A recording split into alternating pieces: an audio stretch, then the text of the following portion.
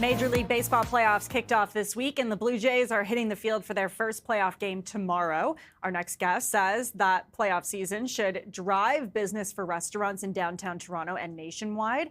And here to tell us more about that is Sean McCormick, Vice President of Business Development and Data Services at Moneris. It's good to have you today, sir. Thanks for taking the time. Yeah, my pleasure. So you've said you expect an even bigger impact from the Jays playoff run this year compared to 2023. Why do you think that? Well, we looked at spending in 2023, and we're looking at all credit, all debit, all card brands, all issuing banks. So if a consumer is tapping it on one of our machines in downtown Toronto or wherever we set up that geofence, we're going to see that in aggregate. And what we saw in 2023 was not. It didn't jump off the page. The away game, they were all three games in that wild card series, and the Blue Jays only made it two of those games deep. The away team plays all of their games on the road, or pardon me, the lower seed plays all of their games on the road. So that 2023 team never had a chance to capture the hearts and the imagination of the home crowd in Toronto. So it was basically flat spending in 2023. But I do think that this year, because there's a lot more hype around this team because of the top seed in the American League. They're not coming in as the underdogs per se, like it was in 2023. Yeah, I mean, there does seem to be a lot of hype around the Blue Jays this time around, just because of how well they've done in the regular season as well, right? But also. Right. Do you think Canadian patriotism plays a role this time around with what we're seeing in politics, around the world, the trade war, tariffs? I know we saw that, at least it seems as though we saw that in hockey over this past season, but are we going to be seeing that again now that the Jays are in the playoffs?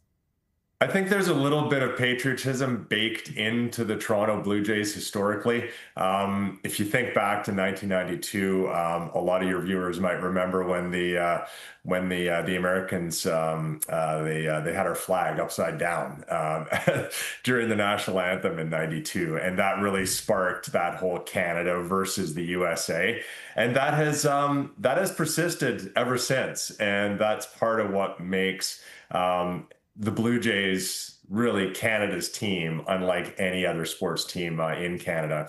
The Raptors captured the attention of Canada, back when they won their championship a few years ago.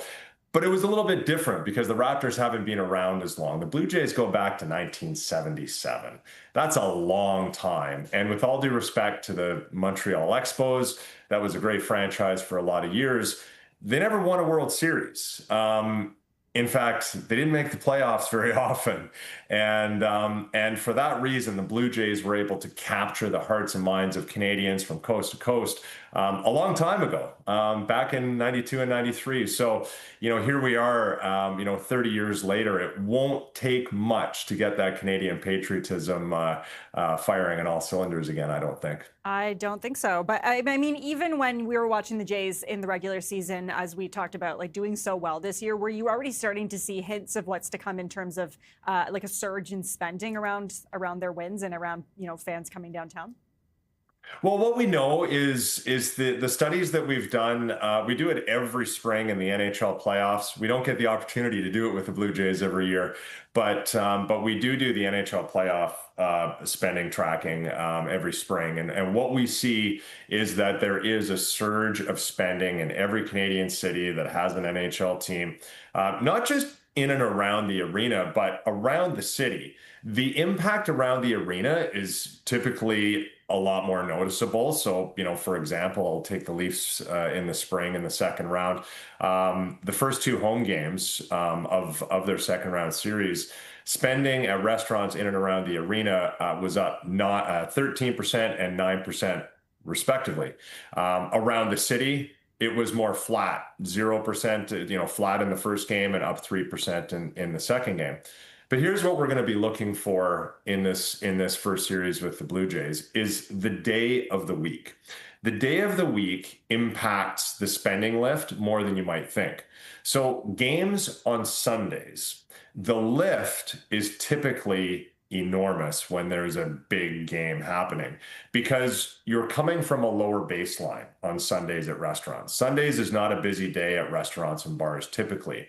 So again, looking at the Leafs in round 2 this spring, across the city for game 4, which was an away game, it was played on a Sunday.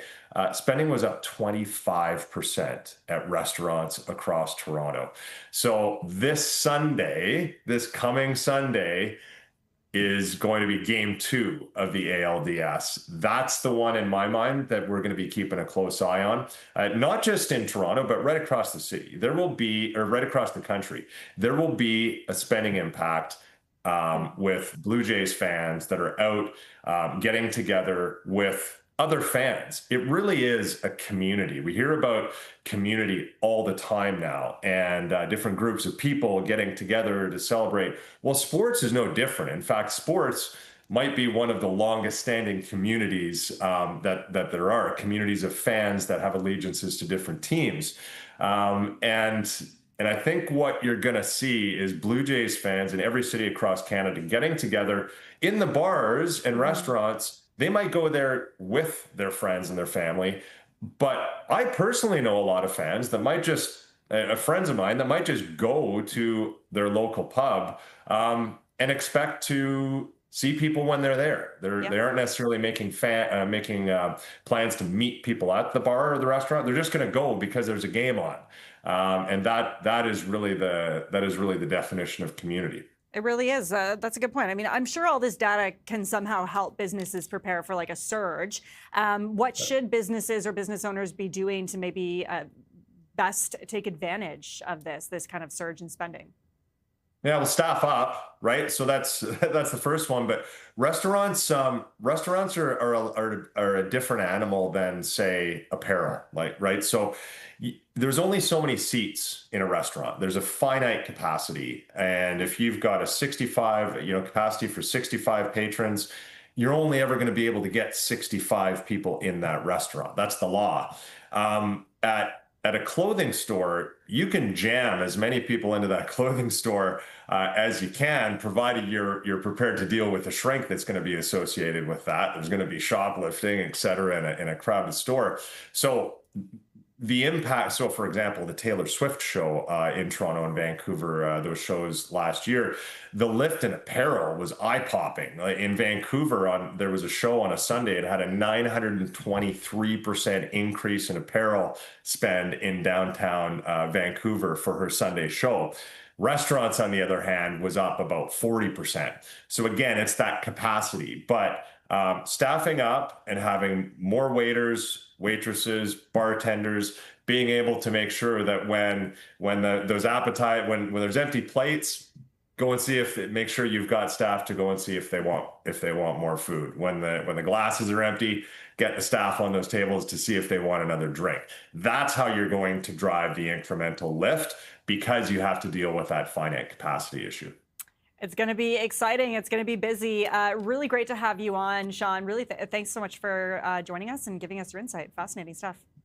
My pleasure. That was Sean McCormick, Vice President of Business Development and Data Services at Moneris.